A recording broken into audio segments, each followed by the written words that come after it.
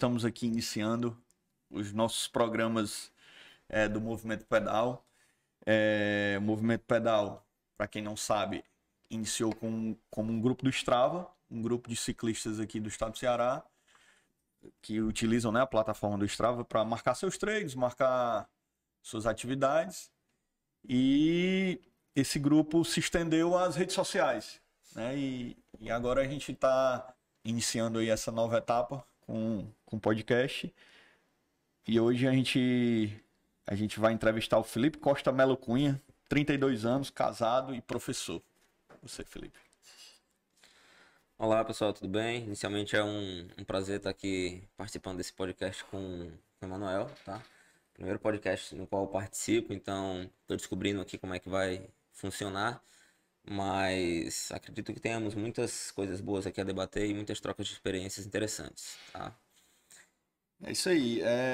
Para a gente iniciar, Felipe, uma pergunta crucial assim para todo ciclista é como é que a bicicleta iniciou na sua vida, né? Como é que você começou a pedalar desde lá da sua infância até hoje? Qual é a tua experiência com a bike? Rapaz, isso daí é uma coisa interessante, porque quando eu era criança, assim, quando eu estava com 12 anos, 11 anos, eu já gostava muito de adrenalina, de correr. Naquela época a bicicleta era um meio de transporte que era muito divulgado entre as crianças. O pessoal gostava de apostar corrida, gostava de brincar e tal, Não né? tinha muito videogame, né? É, Hoje, celular. exatamente. E aí eu gostava muito de brincar pela calçada, né? Eu tinha um lazer que um tio descia para me acompanhar durante 1 hora, 30 minutos mais ou menos. Eu ficava lá na calçada passeando, era como se fosse um quarteirão mais ou menos, ficava dando volta e De tal. bike. De bike. Ah. Então eu gostava bastante naquela época, Mas era né? aqui em Fortaleza? Não, era no Rio de Janeiro. Nessa No Rio de época Janeiro. eu morava lá. Então eu tive esse primeiro contato com a bicicleta dessa forma, né? Eu lembro que eu andava com as rodinhas quando eu comecei a iniciar a pedalar. E aí a minha mãe, ela ia me empurrando e tal, depois tirou uma rodinha, aí fiquei só com uma. E aí um belo dia, cara, eu lembro como se fosse hoje, ela tirou a outra rodinha e não me avisou, e ficou lá me empurrando e tal, e ela colocou ela assim pra cima. E aí quando eu percebi, ela tinha ficado lá atrás e tal, e eu andando, eu olhei pra trás assim, eu, caraca, eu tô andando sem rodinha, bum, caí. Caí mais porque me assustei ali com a situação, mas eu percebi que eu já tinha andado, né? Ah. É E impressionante como a bike ela traz memórias assim na vida da gente que são extremamente marcantes, né? Assim, é impressionante. Assim, eu também tive a referência de infância de brincar na minha infância lá no interior daqui do Ceará, em Mombaça, é com a bike. E o bom que eu morava, a gente vai até entrar nesse assunto ainda, eu morava lá no interior numa ladeira assim, talvez a maior da cidade. Então, assim, a minha experiência foi subindo todos os meus pedais, começavam e terminavam, ou descendo ou subindo essa ladeira que é gigantesca lá. já gostava de montanha. Era. Aí, Felipe, e aí tu tinha essa experiência com a bike como aí eu, todo mundo e, assim, mas no esporte, assim, como é que iniciou o esporte ciclismo, digamos assim? Ou, ou você praticou outras modalidades de esporte e depois que veio o ciclismo? bem, esse foi meu primeiro contato, era mais um lazer, era mais uma diversão, né, uma brincadeira. E aí durante os 14 aos 16 anos, mais ou menos, eu morava em uma região que era uma vila militar, então a base ela tinha uma entrada na qual a vila ela ficava bem distante dessa entrada. E aí pra gente ir a pé era ruim, então eu utilizava ali a bicicleta para me deslocar de um local para o outro, né? Então na adolescência eu tive esse contato. Depois disso, quando eu vim morar aqui em Fortaleza, eu estava tipo na cidade grande, no centro e tal, então deixei a bicicleta mais de lado, andava muito a pé. Então fiquei uns 7, 8 anos afastado.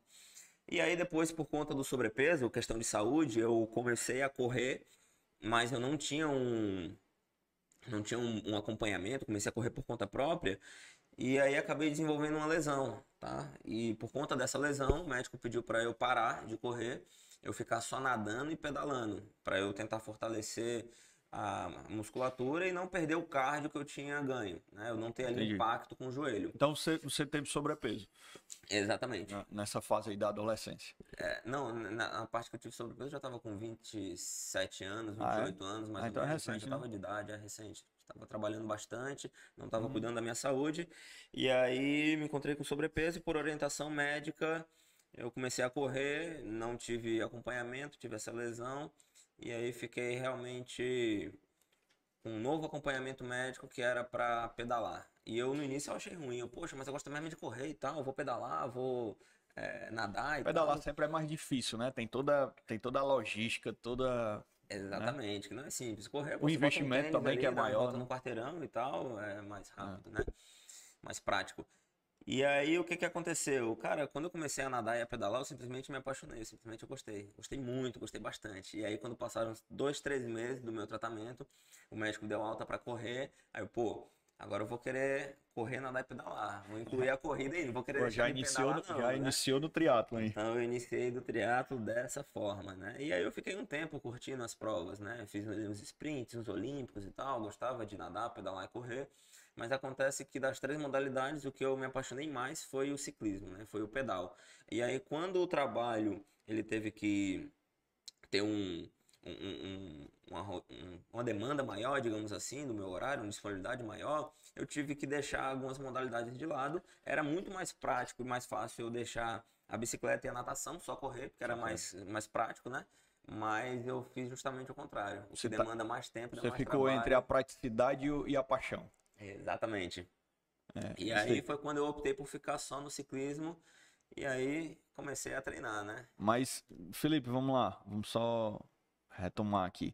É, quando você fez aquele teu tratamento lá do sobrepeso, você fez um ciclismo já, assim, esportivo ou era mais... porque, assim, como a gente sabe, o ciclismo em Fortaleza, em todo o Brasil, ele tá muito inserido na cidade com esses passeios, né? O ciclismo urbano, né? Que a gente Perfeito. conhece. Então, assim, essa modalidade de ciclismo urbano, os passeios, a utilização da ciclovia, ciclofaixa, ele não é um ciclismo de performance, né, de alta performance, mas ele é uma atividade física que, inclusive, a gente indica aí para os médicos indicam, né, para como foi seu caso. Era esse o ciclismo que você fazia? Ou era já assim, com assessoria, com triatlo, com alta performance? Como eu desenvolvi a lesão por conta de não ter acompanhamento de assessoria, né? Por não ter um educador físico me acompanhando, e isso até é muito importante a gente ressaltar Uhum. aqui, que ele tem a sua devida importância e Sim. tal. Você não deve procurar fazer uma atividade física simplesmente sem orientação alguma. Eu acho que vale a pena você ter aquela orientação para ficar livre de lesões e ter segurança, tá? Então, eu comecei com esse pedal realmente de passeio, com Entendi. essas voltas mais leves e tudo. Apesar de ter a assessoria, eu comecei com ele de forma mais Uhum. simples. Porém, logo, coisa de 2, 3 meses, eu já O fiz um mosquitinho pedal já, o ali de mosquitinho já 20 quilômetros, depois ele me senti desafiado a fazer 30, depois 40, fui para os 50. 150. Então, engraçado, mano, é que do início eu já tive essa paixão pelo endurance, por esse tempo, né, por Aham. essa É característica. aquele sofrimento que ninguém acredita, mas que é bom, né? Exatamente, exatamente, porque assim, cada um tem a característica que gosta mais. Tem gente que Sim, gosta de pedalar menos tempo, mais sim, forte, mas mais com intenso. mais Tem gente que intensidade. gosta de pedalar de É, forma menos intensa, mas mais tempo. sim. Tem gente que gosta de terrenos planos, outros gostam de Você gosta de subidas, tudo, né? né? Intenso, Mais ou muito menos. tempo. Eu prefiro ali na Serra Suave.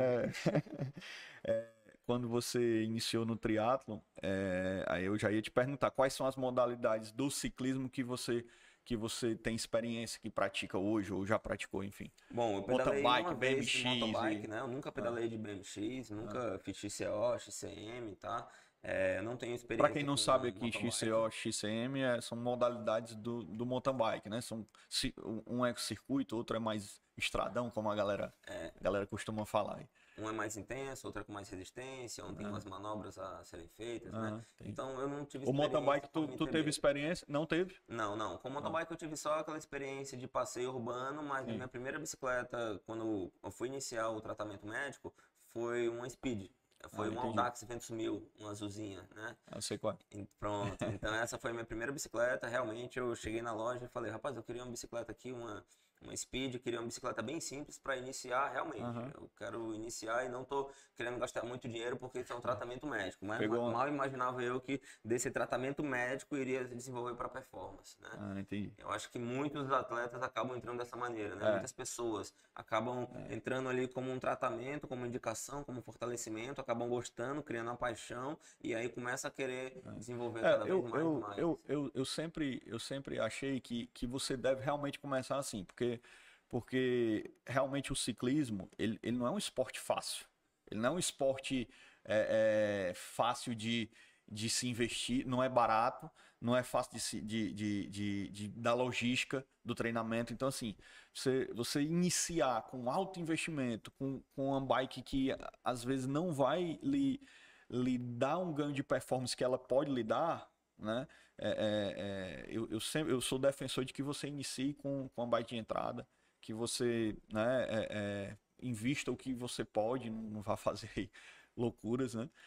E a partir dessa evolução que é natural, aí sim você vai fazendo, né, os upgrades, enfim. Perfeito. Mas eu sou defensor de que você inicie realmente do piso ali, do que é mais básico e aos poucos vai evoluindo, Até né? para você ir compreendendo o que você tem e passando a dar valor. Saber o que você vai ter e vai dar valor. Por exemplo, eu comecei com uma Ventus 1000, uma Audax azulzinha. Depois dela eu tive uma bike de triatlo, uma TT, uma Orbea. Já era um pouco melhor e eu senti a Sim, diferença. Porque eu acredito o seguinte, ó. Você pega uma bike de um certo nível, aí você vai treina até chegar nesse nível. Quando você já está no limite, você já está precisando de mais, você percebe isso, você pega uma bike superior e aí você passa a dar entendi. valor ao que essa bike oferece para você, seja em roda, seja equipamento, porque se você não tem conhecimento, você vai pegar uma roda top, um grupo top, mas não vai perceber, pô, será que eu melhorei aqui por conta do grupo, por conta da aerodinâmica, por conta do peso da bike, por conta Verdade.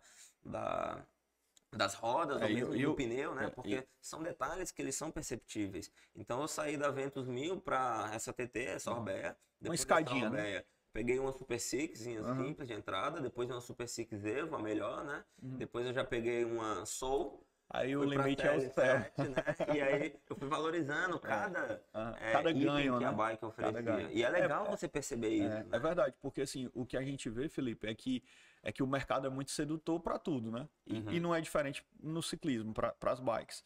Então, a gente percebe que às vezes aquele atleta, o amador, enfim, aquele ciclista, ele nem precisa de toda aquela estrutura, né, de bike, e ele investe e não tem nada de errado com isso. Se eu quiser, se eu tiver e puder ter aquele melhor, ok, tá tudo bem, mas às vezes isso gera uma expectativa de performance que você não vai colher o resultado, né? Porque não existe mágica, né? O condicionamento, né?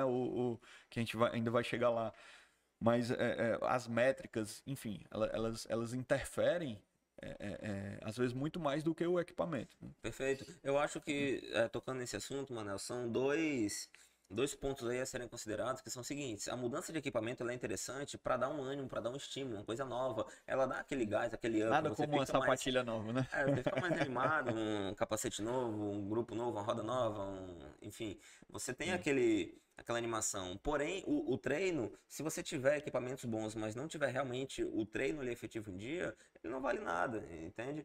Já aconteceu de eu ter, por exemplo, perdas de performance e tá com uma bike boa, mas não extrair um rendimento tão bom quanto eu tava com a que eu tava antes, por conta da queda de performance, né? Entendi. Então, eu acho que é o conjunto, né?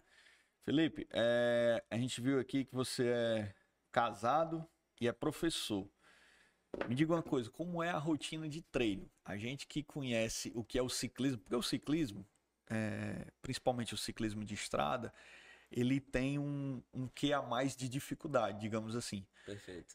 Os nossos treinos, eles normalmente começam ali às 5 da manhã, por uma questão logística mesmo, de trânsito, de horário para trabalhar, porque todo mundo que estuda, trabalha, tem uma outra vida, né? Então, assim, como é a tua rotina de treino para alinhar todos os outros fios aí, as amarras da tua vida?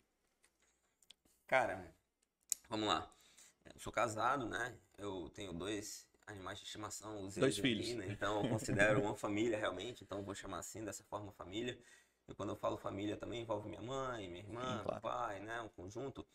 E cara, eu vou te falar uma coisa, a gente não consegue fazer tudo ao mesmo tempo. A gente não consegue se dedicar e ser 100% em tudo. Então, a gente tem que buscar o equilíbrio, a gente tem que ter ali uma balança e não deixar a peteca cair dessa balança para não desorganizar a nossa vida. Então, a vida de treino, associada à vida de trabalho, associado à família, associado ao lazer com os amigos, eles devem estar em equilíbrio. Porque quando você foca demais em algo e esquece os outros, aí você se desequilibra, se desorganiza e as coisas acabam não ficando interessantes, digamos assim. Elas deixam de ser prazerosas Ah, muitas vezes, né?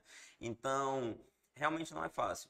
Eu acabo tendo uma rotina de trabalho um pouco mais alta do que o normal, né? Eu tenho mais de 70 horas de trabalho semanais, porque eu sou professor e também tenho trabalho em casa, não é só em sala de aula. Então, é uma carga horária alta de trabalho. E muitas vezes eu inicio meu trabalho às 7h30 da manhã, 8 horas da manhã. Então, para fazer um treino, eu tenho que começar 5 horas, 5h30. Então não é fácil, você tem que se esforçar, você tem que abdicar de algumas coisas, no caso, dormir à noite um pouco mais cedo, ter um bom sono, qualidade de sono, né?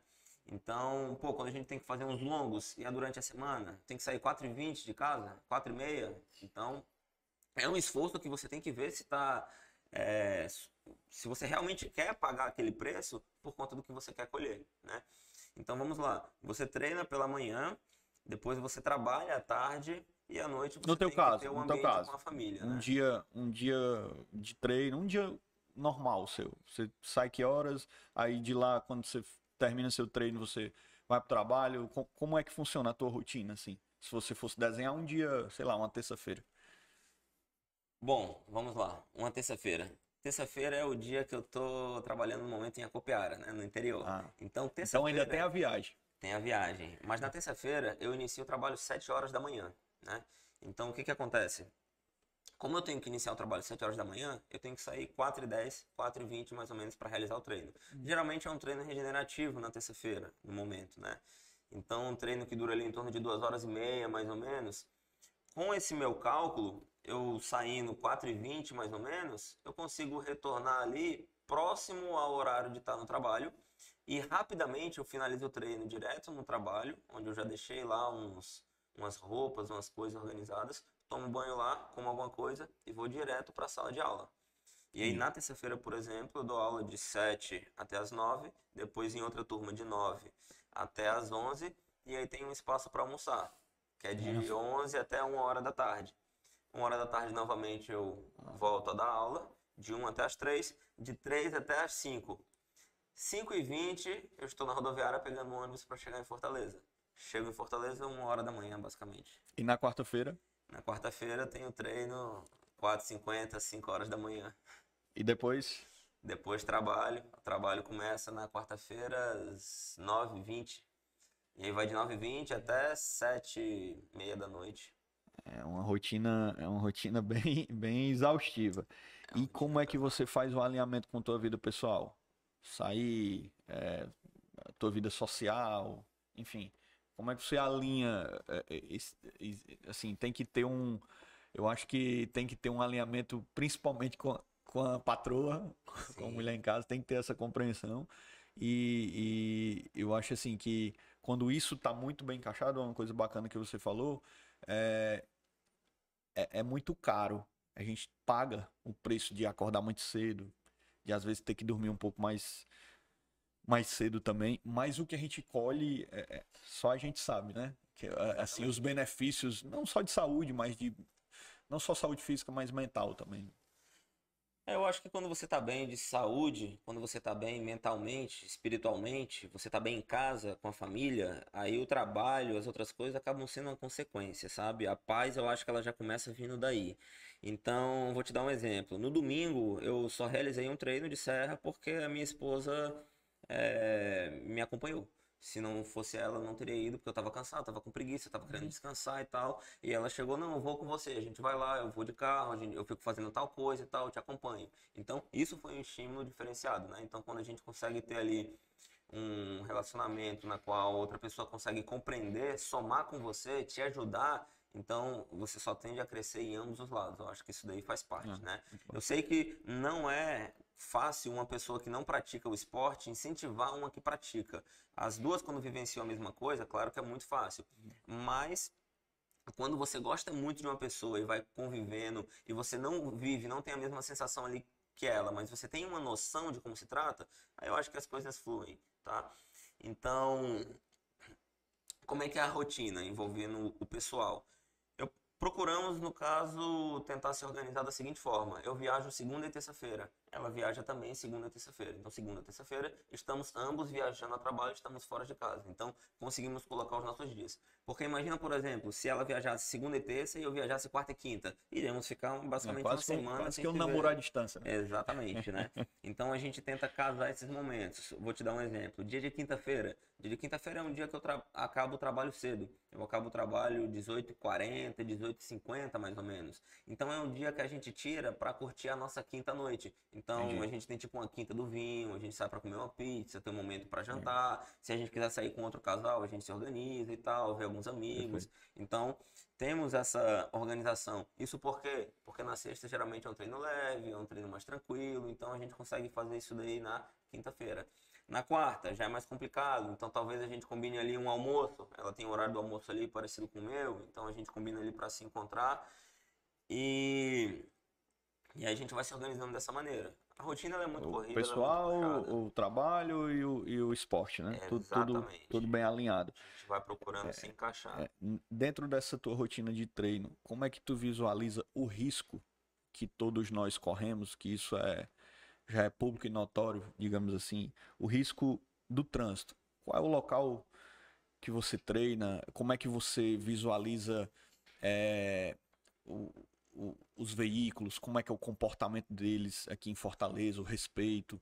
E os locais que normalmente você treina aí nessa rotina de 5, 6 até 7 dias na semana, como você falou? Bem, vamos lá. Eu procuro treinar geralmente em locais seguros e que não tenham uma movimentação tão alta assim de veículos, tá? Eu percebo que um dos locais de treino aqui em Fortaleza é a Sabiaguaba, mas como eu faço treinos longos, eu fico até um pouco mais tarde, então chega um horário ali, tipo 7h30 da manhã, O 7h50, já trânsito começa a ter um já. trânsito mais É, intenso, caminhões passando e tal. Então eu tento evitar esses locais de treino. O que acaba casando com o que eu gosto, que é treinar ali no PDD, que é treinar ali, não é Porto bem das Dunas. montanha, Porto o das Porto Dunas, né? das Dunas, né? Mas é ali uma montanha russa e tal, porque você sobe, desce, embala e tal, Acaba diferente que de uma gera um serra. acúmulo ali de altimetria, né? É, exatamente. E aí acaba sendo seguro, né? Na minha percepção. Então tem um movimento ali, não é um local deserto, tem um fluxo menor de veículos. Eu acho que o pessoal ali respeita um pouco mais e eu acabo optando pela segurança. Então minha percepção é a seguinte: tem motoristas que realmente respeitam, eles pedalam, tem familiares, algo do tipo, e aí eles compreendem aquilo. Tem motoristas que não respeitam e simplesmente passam perto, fazem questão de frescar, de baixar o vidro e tirar o Ah, dedo, alguma coisa do tipo, entendi. reclamar, passar buzinando, assustando. Infelizmente a gente está sujeito a isso, né? São pessoas e pessoas. E como estamos ali no trânsito, com um meio de transporte, somos mais vulneráveis. Então, um carro ele deve dar uma preferência ao ciclista. O ciclista deve dar Legalmente, uma né? A própria preferência legislação ao pedal. estabelece, né? Isso é uma questão de Ah, educação, né? E não sei se alguns têm conhecimento, mas muitos passam reclamando, pô, por que tu não anda na ciclofaixa e tal, tá andando aí na rua e tudo, não sei o quê. Poxa, às vezes eu tô andando ali a 50 km por hora, 45 km por hora, essa velocidade não é uma velocidade de segurança para ciclofaixa. Ciclofaixa ela é utilizada para o pessoal que está passeando, para o pessoal que está se fazendo, deslocando se para o seu deslocando para o trabalho, né? trabalho, está fazendo ali um movimento mais, até mesmo caminhando e tal, algumas pessoas, né? Mas não para um treino onde você atinge alta velocidade. Inclusive tem uma velocidade que é permitida para ciclofaixa. Se a gente andar acima dela, que se eu não me engano 20 quilômetros. são 20 km por Isso. hora, É o máximo, né? Na verdade. É isso pronto. aí. Então a gente não tem como simplesmente trafegar. E aí a gente fica numa situação um pouco complicada. E legalmente, quando você tem um pelotão, você junta ali uma quantidade de pessoas, fica 2 a 2 de um lado, tem uma certa velocidade, é um treino, ele pode ocupar uma faixa ali, a faixa da direita. Durante a faixa da direita, nesse momento, o pelotão tem Faixa liberdade de para rodagem, né? transitar. Isso. Eu acho, Felipe, que é um ponto interessante da gente tocar, porque assim, Fortaleza, assim como outras capitais, ela teve assim, um boom da bicicleta. investimentos importantes na mobilidade, e isso refletiram na prática do ciclismo. Então, assim, aquelas pessoas que, como você, começaram num passeiozinho ali, hoje, grande parte delas vão para o ciclismo porque se apaixonam, têm a nostalgia com a infância, enfim. Então, assim, o ciclismo cresceu muito em Fortaleza. E às vezes eu vejo que as pessoas não compreendem que quando estamos ali vestidos com aquela roupa né, com todos aqueles equipamentos, a bike, é uma bike diferente, ali nós estamos treinando. Né? A gente não está passeando, não tá. A gente está. Como alguém que está ali num campo de futebol ou está numa quadra de vôlei. Ali a gente está num treinamento. Então eu acho que isso reflete muito na cidade. A cidade tem muito mais ciclista treinando. Hoje, se você foi 5, 6 horas da manhã em Fortaleza, você vai ver muita gente treinando. E esse ponto desse convívio do veículo com a bicicleta assim, é irrevogável. Você não tem mais. Assim, o que se espera não é que o ciclista possa ir treinar num local. Ele já vai. Não existe um início desse treinamento. O que falta é harmonia, né? O que a gente vê, né? Você tocou num ponto que é recorrente. Tem muito motorista que insiste em nos enxergar como um problema, enfim. E o risco é constante. Né? Todos os dias, quando a gente sai de casa, o ciclista reza para voltar. Né? Temos risco de trânsito, temos risco de asfalto, de buraco, da infraestrutura, né? Temos tudo. Cara, respeita o ciclista, né? O ciclista, ele tá ali porque muitas vezes ele tem que estar ali, ele tá indo trabalhar, às vezes ele tá fazendo o ganha-pão dele, entendeu? Às vezes ali é um próprio trabalho, o cara é um treinador, o cara tem uma assessoria, o cara ele tá no ambiente de trabalho, aquilo é um trabalho, não é um lazer. Então, eu acho que não custa nada você simplesmente chegar e respeitar. A gente parte do padrão de que na sociedade a gente deve ter esse respeito. E aí, quando você só pelo fato de estar num carro, num veículo, você enxerga outra pessoa como um problema, um ciclista ali como um problema, porque você está chateado com outra coisa, você não acordou bem, algo do tipo, e quer descontar nele, cara, isso pode causar um problema gravíssimo, isso é seríssimo, porque... Risco de morte. De vida, né? Exatamente. Felipe, você é professor de Física. De física. Onde é que ser professor de física ajuda no teu ciclismo? Boa essa pergunta, hein? Rapaz, é uma pergunta bem interessante, sabe? Porque assim, ó, são duas coisas diferentes que a gente trabalha, por exemplo, até na física. Na física a gente tem a física teórica e a física prática. Um professor que ele estuda realmente só teoria e não participa muito da prática, quando ele vai para a prática, é normal ele sentir ali uma dificuldade. Quando ele participa muito da teoria,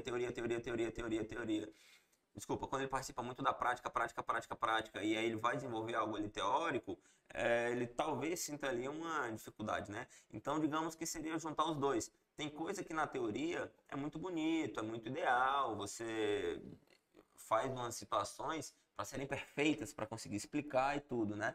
Mas quando você vai para a prática, você já percebe ali de uma forma um pouquinho diferente, porque são N fatores que acabam aparecendo. Então, deixa eu te dar um exemplo. Se você percebe que para subir tal ladeira, você deve estar com tal rotação, você consegue perceber isso de acordo com o movimento circular, de acordo com a força que você vai ter que fazer, de acordo com o torque.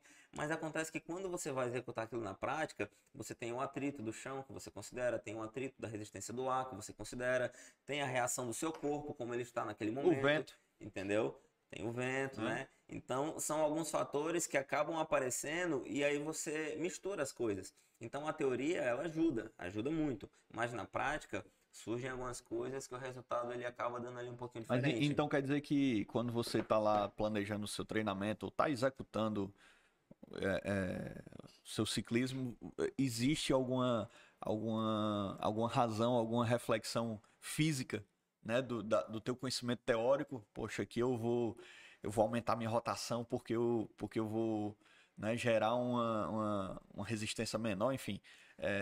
Ou isso aí na hora do pedal se esquece que é professor. Cara, na hora do pedal eu esqueço que sou professor e realmente eu só faço porque são coisas que são intuitivas da gente, sabe? São coisas que são do instinto comum humano. Isso é muito legal, porque eu digo assim, todo mundo sabe física, você às vezes só não sabe que sabe, mas você sabe. Quando você vai assoprar um bolo, por exemplo, você não assopra esse bolo com a boca aberta, você faz um bicozinho. Fisicamente você pode não entender ali o que está significando aquilo, mas você sabe que aquilo tem um fundamento e quando você sopra fazendo o biquinho, o ar ele sai mais frio. Então você consegue resfriar esse bolo.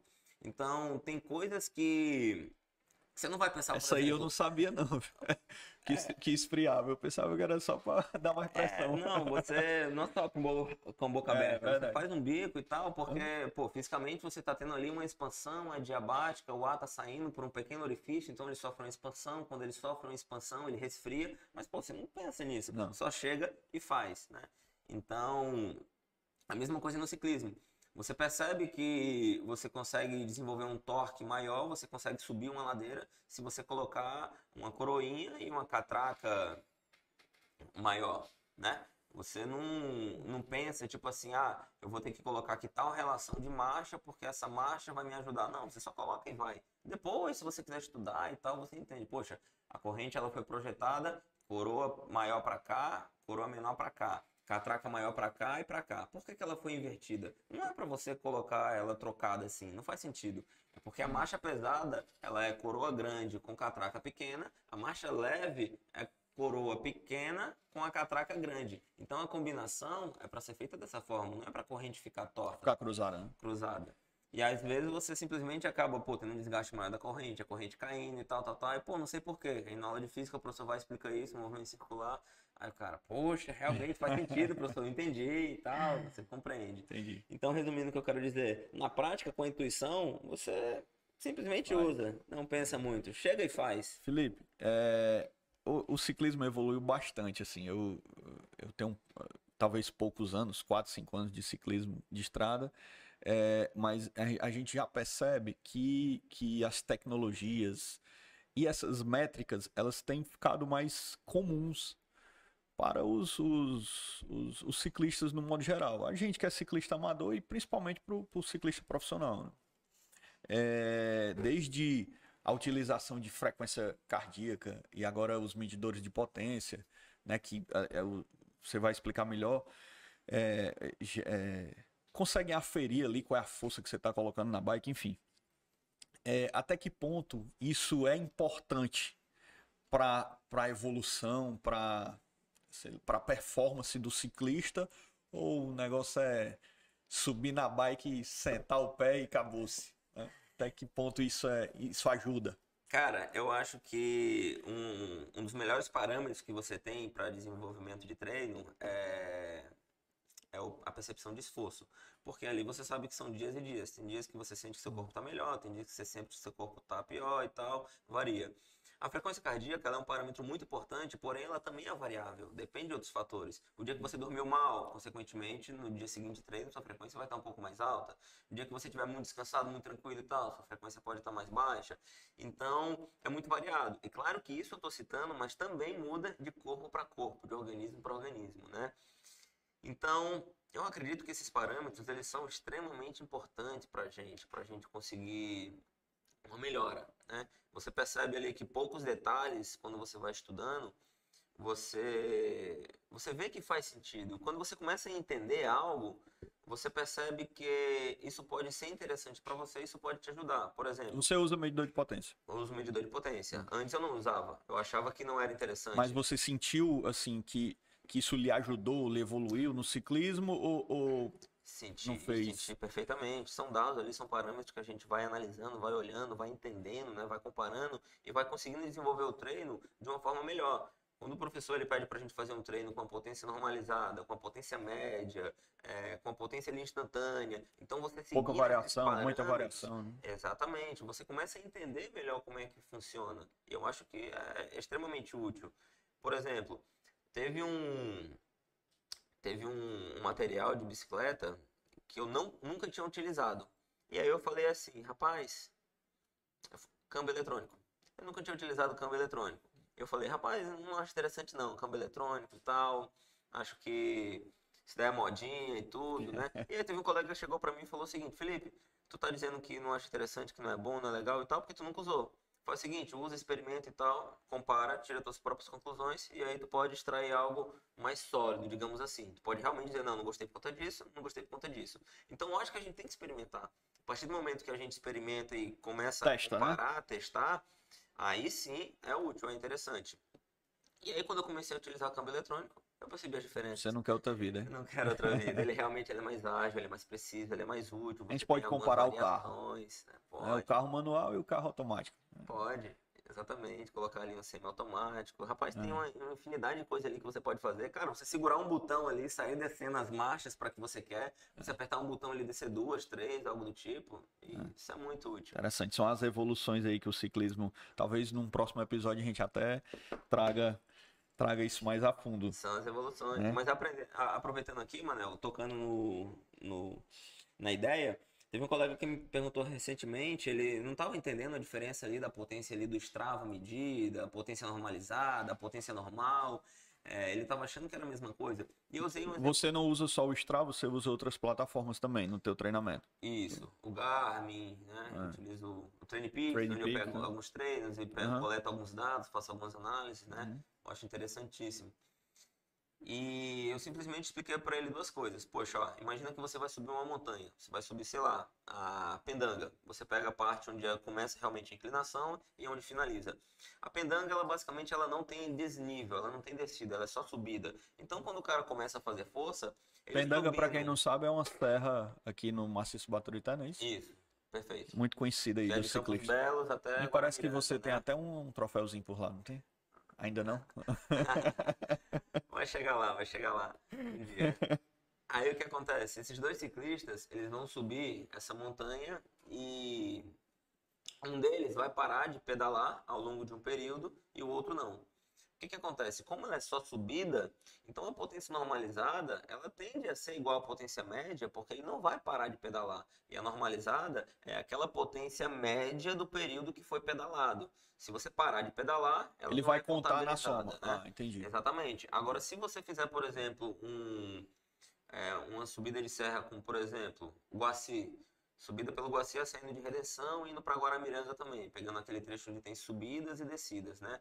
No local como esse, a potência normalizada ela deve diferir da média, porque vai ter trechos que você vai pedalar e vai ter trechos que você não vai pedalar. Então, como você não vai pedalar nesse trecho, a potência média, quando ela está fazendo o cálculo, ela contabiliza, ela soma esse zero e acaba incluindo ele na média. A normalizada ela não contabiliza esse zero, ela pega só os trechos que você realmente pedalou. Né? Entendi. Então existe diferenças de métricas nas plataformas. Talvez o Strava não faça a captação desse tipo de potência e esses números mudam, né? Porque às vezes rolam umas comparações, uns prints, né? Tem uma turma que gosta muito de ficar de olho e brincar, e a resenha sempre faz parte, né, do ciclismo. Eu gosto muito de dados e eu já analisei um pouco como é que são feitos esses cálculos, porque realmente eu sou uma pessoa curiosa. É do ramo, né? Então, eu sou um cara questionador, por isso que eu escolhi física, então... eu acho que faz parte do processo. Então, o que acontece? Às vezes a potência do Strava, ela usa uma série de dados para realizar aquele cálculo. Por exemplo, se você usa um relógio, um Edge, que ele marca o vento, por exemplo, ela vai utilizar essa informação no cálculo da potência. Se o seu relógio ele não mede ali o vento local na região, não vai ser contabilizado essa parcela do cálculo da potência. Então, assim, é interessante porque você pode ter duas pessoas que realizem o mesmo tipo de treino, que não tenham medidores de potência, mas tenham ali potências estimadas, a mesma velocidade média, a mesma distância e mesmo tempo. Mas elas tenham ali médias de potências diferentes. Por quê? Porque os parâmetros utilizados de uma podem ser diferentes dos parâmetros utilizados de outra. Então, vamos lá. Quer dizer que se alguém tem um ciclo computador de uma marca, ou da mesma marca, só que versões diferentes, eles vão aferir medidas diferentes de potência, enfim. Perfeito. Eles são contabilizados diferentes pela plataforma. A que ponto chegamos o nosso ciclismo? Por isso que eu falei que assim, é uma evolução que o limite é o céu. Né? É verdade. É isso aí. Felipe, a gente percebe que você assim, evoluiu bastante no ciclismo, né? Você hoje aí é uma referência do nosso ciclismo. Não diga isso, rapaz. Não, sim. De esforço, de treinamento, enfim. Agradeço. E isso em consequência, por consequência, ou por querer, vem as provas. Então, assim, qual é a tua experiência com provas, com desafio? Como é que você encara? Você compete, você não compete? Você acha importante? Fala um pouquinho pra gente aí. Meu amigo, isso daí acaba indo muito pro lado pessoal, sabe? Acaba indo muito pro lado característica do Felipe. Porque o que que acontece? O Felipe, ele era um cara que ele não sabia física, as notas mais baixas no boletim dele eram em física e ele acabou se tornando um professor de física. O Felipe é um cara que tem medo de nadar no mar, que não gosta do mar e tal, tem os seus receios, e eu fiz um desafio de 10 quilômetros no mar.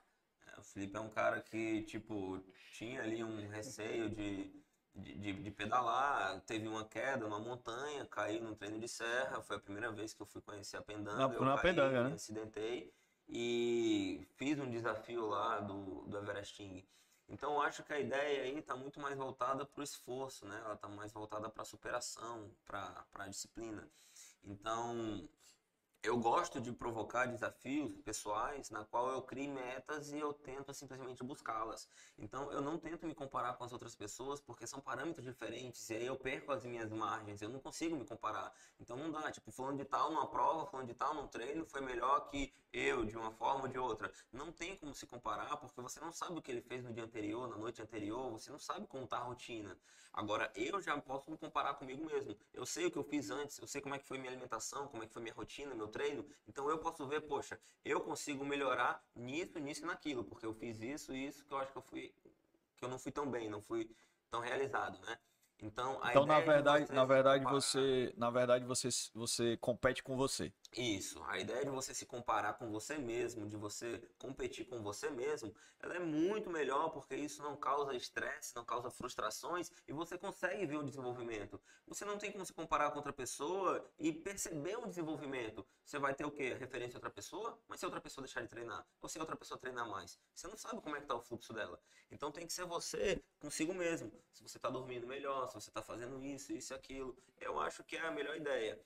Então, partindo desse desenvolvimento consigo mesmo, eu criei metas na qual eu percebia que eu conseguiria tentar melhorar. Eu iria me desafiar. Eu iria criar metas na qual, poxa, isso daqui para mim parece impossível, mas será que eu consigo? Eu vou tentar.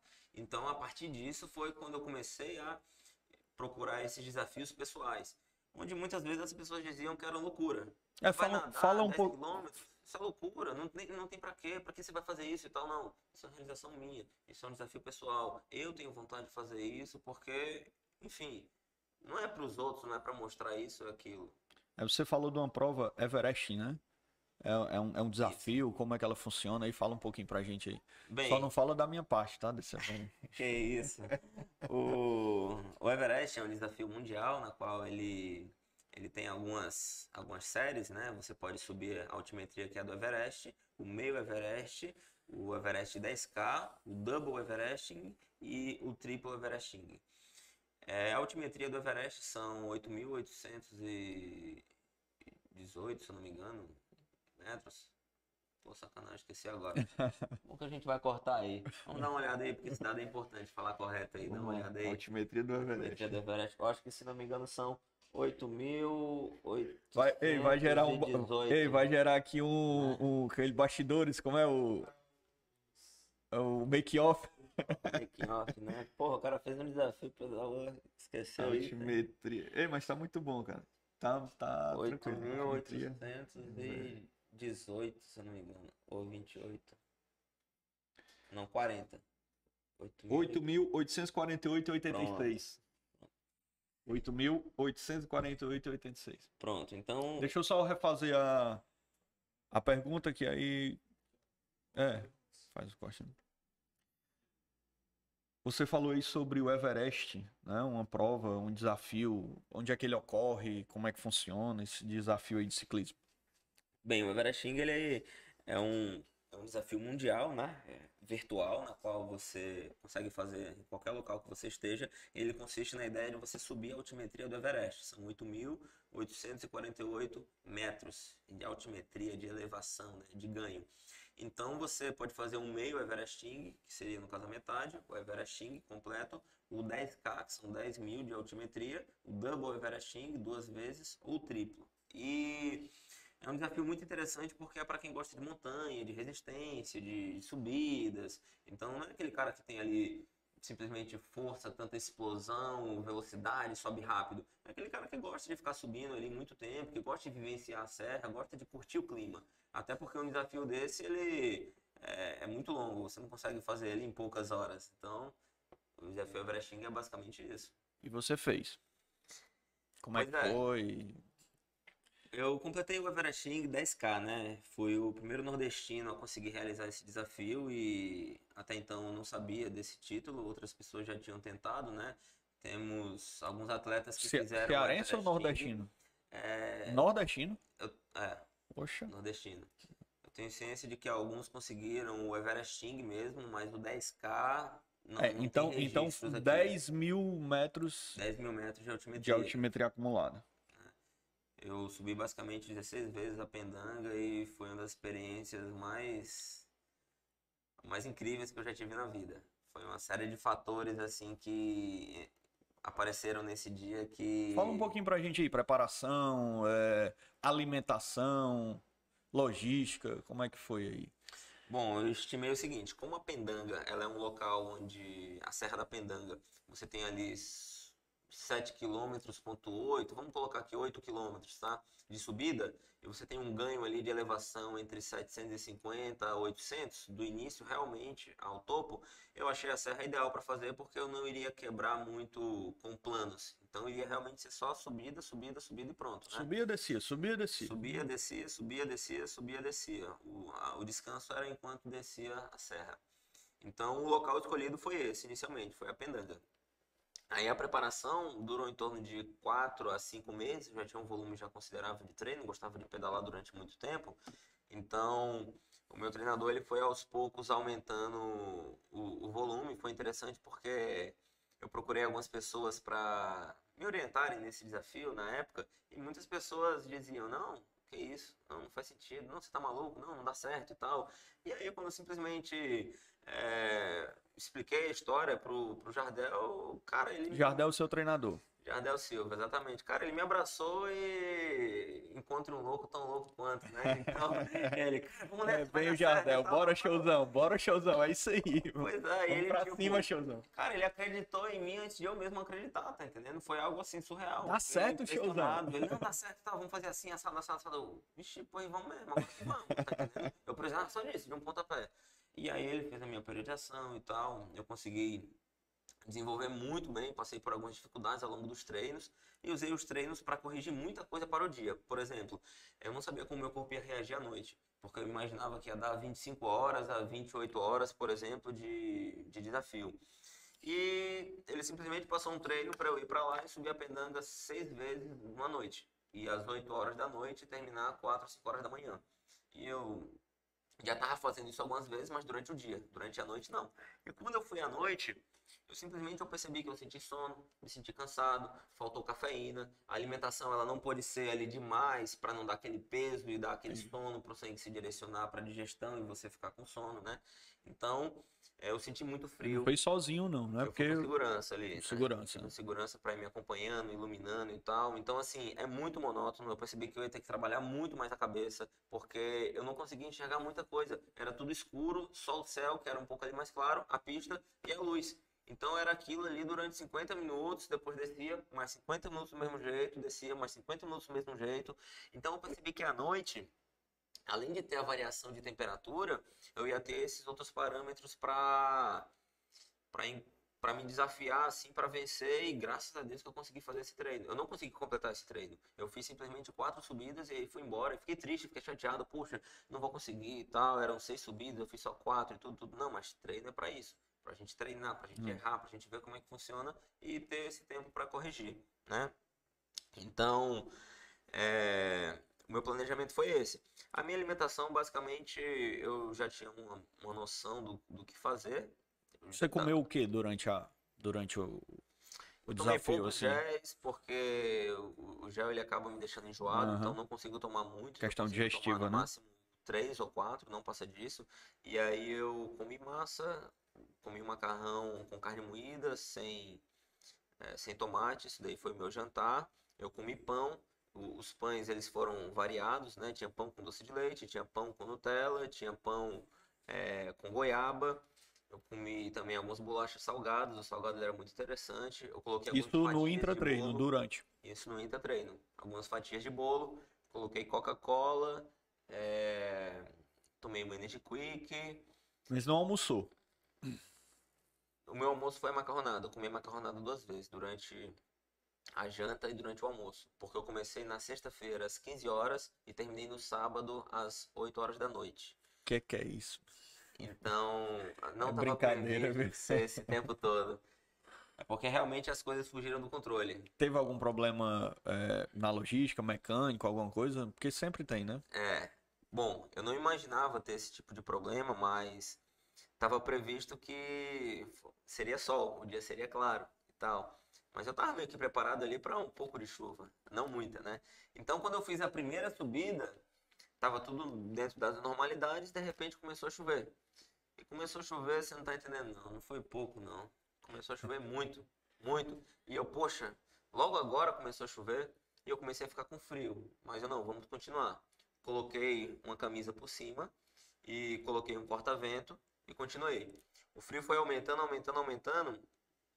E, cara, chegou ao ponto de eu ter que colocar 2 breteles em cima. Além do corta-vento, eu coloquei um outro casaco. E continuei o desafio subindo. Não. E aí, quando simplesmente eu me deparo com a quarta subida, eu perco o freio da frente. E o freio da frente é o freio que eu mais utilizava. Teve um vazamento de uma membrana, então o freio da frente eu acabei ficando sem. E aí eu tentei ligar para alguns mecânicos próximos e tal, para eles irem me ajudar. Não cogitava fazer em outro dia, eu queria realmente finalizar ali, Tava tudo terminar. pronto, né? Tava tudo pronto, tudo organizado, todo um treinamento, toda uma logística, então eu ia fazer de tudo para tentar finalizar aquilo naquele dia, né? E aí, enquanto os mecânicos não chegavam, eu fui descendo utilizando o freio traseiro. Você acredita que com mais 3 descidas eu acabei o freio traseiro, a pastilha simplesmente se desgastou completamente Então porque ficou pegou totalmente chuva. sem freio. Fiquei totalmente sem freio. Por conta da chuva, o desgaste. Descer serra, a pendanga ainda mais, que tem uma inclinação considerável, já é desgastante. Ainda mais com chuva, com areia ali desgastando o material, né? Então, eu fiquei completamente sem freio. E aí foi quando os mecânicos chegaram e aí conseguiram me ajudar. Eu tive ali uma pausa de 30 minutos a 40 minutos para eles conseguirem me ajudar. E aí eu fui continuar. Bem, continuando logo pela manhã, eu passei a noite, consegui, o maior desafio era vencer a noite, eu consegui passar pela noite, apesar de ter chuva e muito vento. Pela manhã o vento se intensificou. As medidas meteorológicas também não estavam previstas, esse vento diferenciado, Muito mas vento. teve muito vento, o vento ele estava muito forte, ele estava totalmente atípico. Atletas, colegas que simplesmente subiam a pendanga 2 vezes, não conseguiram subir nenhuma vez nesse dia, porque estava realmente fora do comum. Então, isso foi muito desafiador e muito desgastante, porque eu estava preparado para uma coisa e ela veio 3 vezes pior, entende? E um fotógrafo que estava comigo, cara, o Neto, ele chegava do meu lado, ele dizia, cara, se isso está acontecendo, é porque você vai completar e você vai superar isso. Você consegue passar por isso, você vai conseguir. E, cara, ele foi simplesmente um incentivador assim, Muito bacana, fora sim. do comum para mim. Ele estava previsto para encerrar lá 11 horas, ele ficou extra até 8 da noite do sábado. Simplesmente porque ele quis me acompanhar, ele não quis me deixar lá sozinho. E ele ficava do meu lado lá de moto, dando comida e tal. Então isso daí foi tudo muito bacana. Quando amanheceu, chegou o pessoal do Jardel Silva. Chegou o Jardel, chegou o Said, chegou o Raimundo, Chegou o chegou o Manel. Manel. Chegaram todos os meninos. E, cara, quando eu já tava exausto ali, eu já tava com a 9ª subida e eu vi o pessoal. Cara, aquilo ali foi um ânimo surreal, foi uma coisa assim de outro mundo. Sabe quando você cria energias de onde você não tem? Você acha que você chegou ao fim, mas se a sua mente ela vai, o corpo ele acompanha. Então a mente ela tá sempre na frente puxando. E cara, quando eu vi os meninos, simplesmente me animei de uma forma surreal e parecia que eu tava zerado. Fiz as subidas com eles, eles me ajudaram lá em 4, 5 subidas, entendeu? Foi muito bacana. E aí simplesmente deu o horário deles, eles tinham que ir embora. E aí por volta de 1h30, 2 horas da tarde eles foram embora. E você continuou. E eu continuei para fazer as outras subidas. Uma das coisas mais interessantes que tem aí é que a mente consegue levar o nosso corpo onde o nosso corpo não alcança, né?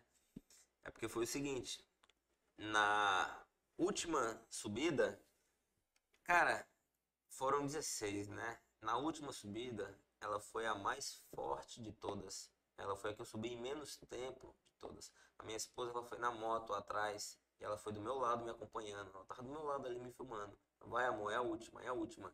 Cara, foi a subida mais rápida de todas, foi a mais forte, foi a com todo o gás, foi vivenciando aquilo, foi curtindo. Ou seja, Foi muito legal. o corpo não tinha mais força, não tinha mais energia, não tinha mais gel que era só a mente mesmo que estava Era só a alimentando ali. mente e foi. Muito Então, se bacana, você muito bacana. acredita, você consegue, você é capaz, entende? A primeira coisa tá no fato de você acreditar. Eu costumo dizer, por exemplo, que quando você vai tirar um arco e flecha, por exemplo, cara, você já tem que mentalizar que a flecha ela vai conseguir atingir o alvo, porque se você ficar na dúvida, não sei se vai, não sei se vai, se você tremer ali na base, você não consegue. Então, a primeira coisa que tem que fortalecer é a mente. A mente tem que acreditar que é possível, que você vai conseguir. Quando você acredita firmemente que você vai conseguir atingir aquele alvo, você atinge. Então, você tem que trabalhar a mente. Isso serve pra tudo, né, Felipe? Isso serve para Pra tudo, tudo na pra nossa vida, pro vida. esporte, pro estudo, pro vestibular, né? Por isso que eu acredito que o esporte ele nos ensina, né? O esporte nos ensina a perder, nos ensina a ganhar, nos ensina a trabalhar, nos ensina a amadurecer, nos ensina a ter paciência, nos ensina a trabalhar. O esporte ele está na nossa vida para ensinar simplesmente tudo pra gente. O esporte faz parte da vida. O esporte é vida. Felipe, e tiveram outras provas, Brasil, provas aqui em Fortaleza, no Ceará, que você participa também? Pronto, como eu gosto muito de provas de montanha, né? Eu tenho essa característica, eu procurei provas fora, como Letap, por exemplo, Letap Cunha, fiz Letap Campos do Jordão, cheguei a fazer um Gran Fondo em João Pessoa, participei do Tour da Bahia, Tour Suba Bahia, que é uma prova de 3 dias, na verdade, uma volta, né? Quando o evento ele passa a ser Fala um mais de um pouquinho pra dia, é gente aí sobre considerado essa, volta. sobre essa prova. Era uma prova onde consistia de altimetrias bem elevadas, tá? Tinha o primeiro dia, se não me engano, era 1.100 de altimetria, segundo dia era 1.800 e o outro dia era 1.300. Então, eram altimetrias consideráveis num terreno extremamente duro, né? E atletas também bem renomados estavam lá, equipes profissionais estavam lá. Você não poderia correr avulso, você tinha muitos atletas que eram de equipe. Tá? Na verdade, eu não tenho certeza se não poderia correr avulso, mas eu não observei, eu não cheguei a observar um atleta A maioria avulso. eram de equipes, Tudo com equipes, de nível equipes nacional. montadas, de nível nacional. E, cara, o trabalho de equipe é muito bonito, muito legal mesmo. Eu lembro como se fosse hoje, do segundo dia, onde teve um atleta, o Gessi, e ele era um atleta Master A, a equipe estava trabalhando para ele, o pneu dele furou. Cara, quando o pneu dele furou, o pelotão foi-se embora, toda a equipe, todo o grupo ficou com ele para ajudar ele a trocar a roda. Eles rapidamente trocaram a roda e toda a equipe foi levando ele de volta para o pelotão e eles pegaram o pelotão. Poxa, isso é magnífico, é um trabalho de equipe, é você não pensar em si, você pensar no próximo, você pensar no resultado como um todo. E eu achei simplesmente esse gesto aí fantástico. O ciclismo de estrada tem muito isso, né? Ele Da proporciona muito estratégia, isso. nem sempre o mais forte ganha, né? A Exatamente. equipe mais estratégica, mais organizada, né? Que executa ali o planejamento que foi estabelecido, ele E a é experiência mais de prova exitoso. faz uma diferença, né? Um É. atleta que tem experiência, um atleta ele pode estar, ele não tá tão forte, mas ele tem experiência. Se ele jogar a experiência a favor dele, ele consegue ganhar de um atleta que está mais forte, que está mais preparado que ele. Porque envolve posicionamento, é um jogo de xadrez, envolve uma série de fatores no meio que você pode perceber de alimentação, de movimentação, de tudo. Então a experiência ela conta. Não tem como comparar um atleta que tem 10 anos de experiência em prova com um atleta que é muito forte, mas ele tem 2 anos de experiência. Não dá. Entendi. Como é que você vê assim as provas daqui do estado do Ceará? É, onde é que a gente tá nesse meio, né? Se a gente tá bem, se a gente não tá, o que é que falta, o que é que sobra, enfim. Cara, eu sinto que a questão da organização daqui das provas do Ceará, elas deixam um pouco a desejar, principalmente na questão dos compromissos de horário. Poxa, marcou tal horário, vamos largar em tal horário. Não, mas é porque atrasou isso, e tal, tal, tal. Então, a organização ela é uma coisa que ela é fundamental para transparecer para a população, para os atletas, para todo mundo, que o evento ele vai funcionar. E como o Jardel ele fala, a gente não deve fazer provas aqui, a gente deve fazer eventos, transformar em eventos, porque um evento ele é gratificante, ele é grandioso, ele é maior do que uma prova, né? Sim. Na sua concepção, o que você entende como diferença de evento e prova? Na verdade, assim, com relação ao ciclismo, eu entendo que a gente é muito grande, assim, o ciclismo de estrada em Fortaleza, no Ceará, é muito grande para as provas que a gente tem, né? Eu acho que falta mesmo, assim, um pouco de, eu não sei se é interesse ou é organização mesmo, sabe? É modelo. Eu acredito muito que aquela máxima que diz que nada se cria, tudo se copia, é verdade. Eu acho que a gente tem que ir aqui no nosso vizinho João Pessoa, no nosso vizinho Recife, ou até mesmo em São Paulo, enfim. E como é que eles fazem? Né? O que é que se necessita? Né? Qual é a estrutura mínima para fazer uma prova que vai ser um evento? Né? O que é que a gente pode realizar para que aquilo se transforme em algo que vai ficar no calendário, né? E eu vejo inclusive a Federação Cearense de Ciclismo tem investido muito nisso, né? Tem se preocupado, tem tentado, inclusive, qualificar as pessoas lá as pessoas que fazem evento, que realizam eventos, né? Para que a gente possa evoluir. Eu acho assim que cada ciclista ele tem que ser parte um pouquinho, sabe? Eu acho que é muito fácil a gente criticar né? E quando é para criticar, a fila é grande. Mas quando é para fazer, o... normalmente as pessoas somem, não aparecem, né? E eu acho que se a gente tiver provas importantes, né, até com bandeiras, né, um letap desse, um granfondo, Temos terreno para isso, né? A temos, realidade é essa. temos. Temos Na, na, região, na temos verdade, tem muita terreno. gente que não quer nem vir porque é duro, entendeu? E eu acho assim que se a gente começar a ter esse olhar para provas que vão ser é, marcadas no calendário do ciclismo, todos têm a ganhar. São as lojas de bike que vão vender mais e que devem vender mais, são as assessorias que vão crescer. Eu acho que a cidade, o trânsito vai melhorar, porque a cidade começa a ter esse olhar para o esporte, entendeu? Você pega, se você for analisar na Europa, é muito comum você ver um ciclista, um pelotão passando, porque lá eles têm prova bem dizer toda semana, né? São as conhecidas provas de quermesse, né? Na Bélgica é muito conhecido essas provas do dia a dia mesmo que ocorrem. Então, assim, quanto mais Inclusive em existe. Cunha, ou em regiões, só te cortando aqui um pouquinho, em regiões Cunha, aqui próximas, né, a gente percebe um respeito maior ao ciclista. Em algumas porque lá é regiões mais comum, né? acontece, em outras não. Lá o pessoal acaba respeitando mais, tem esse olhar diferenciado. A cidade toda entra no evento, vivencia o evento. Assim, como eu estou lhe dizendo, eu acho que se houver esse investimento, desde das organizações que representam, como as federações, a própria prefeitura, o governo do estado, enfim, o governo federal, se tiverem esse olhar para o ciclismo, ele é extremamente rentável socialmente, não só econômico. Econômico também, mas ele é rentável socialmente. Você vê, você acompanha provas de ciclismo como um Tour de France, um Giro de Itália, enfim, que, que representam ali para aquelas cidades um ganho assim do esporte que tem muito desse país. O futebol não é nem o primeiro esporte. Às vezes o futebol é o segundo, terceiro esporte. Porque o ciclismo realmente ele gera essa interação com a sociedade, com a torcida.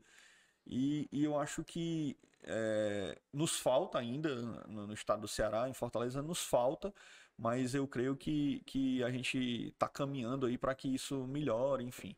E com certeza teremos aí grandes provas aqui em Fortaleza.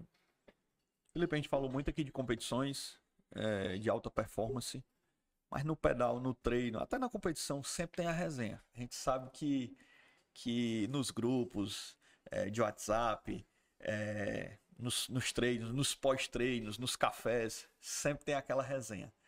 Pra ti, o que é melhor? Competir ou resenhar? Cara, eu particularmente eu sou uma pessoa extremamente competitiva, sabe? Então, eu gosto de competir, eu gosto de me desafiar, eu gosto de parabenizar o outro, eu gosto de aprender, né? Eu acho que faz parte do processo. E eu também gosto da resenha. Sem sombra de dúvidas, é uma das partes mais interessantes, a gente brincar com os outros. Lembrando que é aquela brincadeira sadia, nada de brincar ali em excesso e tal, e com uma situação ali muito negativa para não criar uma ideia de rebaixar a pessoa ou algo do tipo, sabe? Mas essa interação da gente resenhar, da gente brincar ao longo dos treinos, ela é o que desestressa a gente, é o que a gente cria laços, é um ambiente na qual a gente consegue formar novas amizades, novos vínculos, porque a gente sabe que o ciclismo, ele proporciona isso. Por exemplo, eu não teria te conhecido se não fosse o ciclismo. Então a nossa relação, ela deve-se ao ciclismo. Assim como outras pessoas que a gente vai conhecendo e vai convivendo e vai sendo apresentados, digamos assim, pela vida. Então, Fizemos grandes amizades no ciclismo. com toda certeza do mundo, né? Um abraço aqui pro nosso amigo aqui, Stanislau, aqui, que deve estar acompanhando a gente aqui, ouvindo a gente, Com né? certeza. É isso aí. Não, a resenha eu acho fundamental. Acho que os pós-treinos, né? Quem foi, quem não foi, quem sobrou, quem não sobrou, e enfim, quem tá treinando, quem não tá, eu acho que é sempre. Faz parte, é sempre um estímulo aí pra gente continuar amigo e continuar treinando. O vídeo que bombou na internet, o Sobrou Manel, tá vendo aí, ó? Rapaz, esse vídeo, Pô, e tá aí ele... no perfil do Instagram, viu? No Esse perfil do vídeo Sobrou Instagram. Manel ficou tão famoso, rapaz, que o cara hoje em dia não sobra mais. O cara é extremamente... Deu uma Rapaz, melhorada, né? hum, eu não sou de babar as pessoas, mas eu trabalho com fatos e com realidades, entendeu? E você é um cara que saiu de um treino padrão para um treino de alto nível. Você é um cara que hoje em dia tem condições de competir em alto nível. Você acompanha as pessoas, você completa as provas. Você está num nível altíssimo. O seu corpo expressa isso, você conseguiu emagrecer, entendeu? Então, quando a gente vai tendo esses resultados, vai colhendo, a gente vai se motivando, a gente vai criando energias para continuar. Então, aquela brincadeira do sobrou manel, porra, isso daí virou um estímulo para você treinar e você treinou e hoje em Com dia certeza. é difícil de acontecer isso, é difícil de fazer uma manel sobrar, Não estão mais entendeu? conseguindo, não, hein? Não, rapaz, não Você sai de tenta, mas não consegue. você tá falando isso daí, o pior é que vão me marcar agora, né, pô? A galera vai Não, começar a me marcar. não, mas faz Me deixa sentido. escondido. Quem é bom a gente marca, cara. Quem é bom a gente traz junto, a gente aprende junto, a gente treina. É isso aí, Então, isso aí é o muito processo- bacana. Se acompanhar com pessoas boas, pessoas tão fortes quanto a gente, pra gente evoluir e crescer junto, Eu né? também vim da obesidade, né? Eu cheguei a 110 quilos. Então, assim, o que é que acontece? Eu acho muito bacana quando a gente faz uma postagem, ou no Movimento Pedal, ou até mesmo no Instagram pessoal, que vem alguém que elogia e que, poxa, cara, que massa, eu tô treinando agora, eu comecei o ciclismo, olha, daqui a pouco eu tô aí contigo. Então, assim, é Você muito bacana isso. incentiva, você mostra a sua Influenciar pro bem, superação. né? Exatamente. Pessoas que, tipo assim, poxa, hoje eu não tava a fim de treinar, mas eu fui treinar. E aí, com isso, você propaga a ideia de que outras pessoas também podem, têm dificuldades. Cada um tem a sua rotina do dia a dia, cada um tem suas dificuldades, tem seus leões, né? Então, você propagando algo assim, instiga as pessoas pô, eu vi ali fulano tava cansado e fez, pô, vou fazer também, pô, fulano me incentivou, pô, fulano, né? Peraí, rapidinho, eu quero saber a sua versão da competitividade e das resenhas. Eu quero saber como é que é essa resenha com os meninos aí. Eu quero que você mande um abraço aí para o nosso, como é que é? Saidinho? Não, rapaz, o coach lá, o nosso coach, entendeu? Filipinho é o nosso coach. Rapaz, essas resenhas todas são criadas no nosso ambiente, Cara, entendeu? na verdade, a competição sempre foi São fugazes. Cara, na verdade, assim, ó, a competição sempre foi um desafio a mais pra mim, porque eu sempre tive como oponente, assim, a competição realmente sempre foi comigo, como você falou anteriormente. e eu nunca vi participar de prova como algo, um objetivo, né? Eu sempre quis que isso fosse uma consequência do nível, né, que eu estivesse. Só que eu aprendi que você nunca tá, assim, nunca tá melhor treinado para competir. Isso, você sempre vai treinar, e você vai chegar lá e você não vai estar tão treinado ou vai estar treinado demais, enfim. O meio pode influenciar, né? Com certeza. Então, assim, competir eu acho bacana, mas eu acho que não é o principal para o meu ciclismo, né? Eu sou um cara que eu me considero esforçado, eu busco realmente as minhas metas. O meu ciclismo, obviamente, evoluiu por conta dessa minha perseverança, né? Um certo dia eu falei que não existe motivação. Todos os dias que eu me acordo 4:30 da manhã para iniciar meu treino lá 5 e pouco da manhã, eu não estou motivado. Eu não estou motivado. Eu me sento na minha cama, faço minhas orações e a vontade é de me deitar de novo na cama. Eu fico olhando ali pro travesseiro e ele me chama. Só que aí eu me levanto e vou lá e 1-0. Né? Aquela história do 1-0, do 2-0, de ganhar todo dia. Então eu vou lá sem pensar, vou lá e vou me arrumar. Termino de me arrumar, me sento no sofá, vem de novo aquela sensação sabotadora de dizer, cara, e se eu não for? Só hoje, né? Pode ser que eu não vá e vai ser... Amanhã eu vou. Né? E sempre isso vem na nossa mente. E por isso que eu digo que a minha competição é comigo. Né? Não é como você falou muito bem, assim, não é ganhar de alguém ou ser melhor do que alguém. É ganhar de mim. Então, eu subo na bike e simplesmente vou. Cara, não existe um treino que você vá. Quem vai sabe. E se eu fosse vocês, tentariam. Não existe um treino que você vá, seja de ciclismo, corrida, crossfit, beach tennis, o que seja. Não existe um treino que você vá, que você volte com a sensação de eu não deveria ter ido. Não existe isso para ninguém. Então, assim, a competição é você. E a resenha, meu irmão, tem que existir sempre. Sempre, sempre, sempre. Seja em qualquer modalidade. Cara, isso é que nos une, isso é que dá a liga para que, com respeito, obviamente, mas isso é que dá essa sensação de amizade, de bem-estar, de convívio. Pô, você faz um treino ali no sábado, um treino mais longo, você já fica pensando no próximo sábado que vai ser resenha, que vai ser bom. Enfim, isso é que nos motiva, que nos alimenta. É isso aí. Cara, falou bem. Foi bom. Falou bem pra caramba. Cara, isso aí vai dar um riso aí. Dá um corte, top, né? top, top, top. Tu falou muito, viu? E realmente, Manel, sendo bem Mas sincero, é exatamente o espírito isso, cara. esse. É isso, cara. Eu só porque, penso cara, às vezes nisso. Você já tá cansado, você não tá ali motivado. Cara, todos os você- dias. Todos os dias é assim comigo. Todos os dias. E todos os dias você vê. Porque às vezes a galera vê a gente, às vezes o pessoal vê a gente e diz assim, poxa, mas esses caras são... Como é que pode, cara? Tem a vida boa demais, Como né? é Acha que que não pode trabalha. um cara... Poxa, um cara desse... Cara, quantas vezes eu saí do treino, o meu treino é desaquecimento, e eu sento a bota ali forte pra chegar, pra dar tempo e ir pro trabalho. Entendeu? E às vezes o Jardel vai me puxar minha orelha.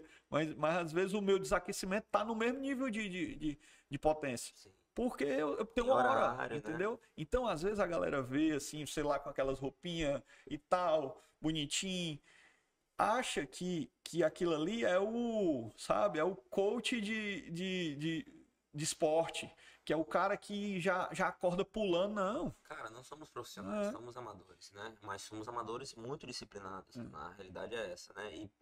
E pra fazer isso, temos que pagar tal preço. E tal preço é realmente se esforçar.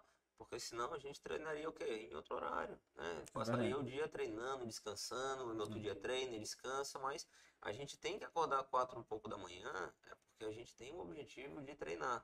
Não é porque simplesmente, eu quero fazer isso para o meu dia render melhor e tal. Não, é porque ou você faz isso ou você não treina, né? É isso mesmo.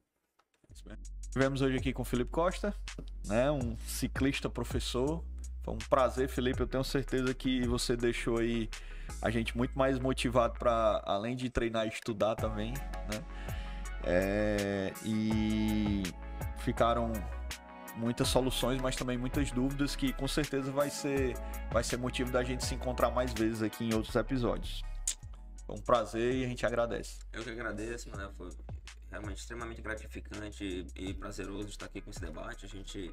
A cada conversa é um novo aprendizado, é interessante saber um pouco a história um do outro, compartilhar e vivenciar isso. Eu acho que o ser humano tende a ter um crescimento e a ter um desenvolvimento pessoal bacana quando as coisas elas acontecem de forma leve, né, de forma prazerosa, sem cobrança, de forma tranquila, e foi dessa maneira que aconteceu esse momento. Então quero agradecer aqui pela conversa, foi muito gratificante, foi bacana mesmo, estou muito satisfeito, viu? Muito obrigado e vamos ficando por aqui, né?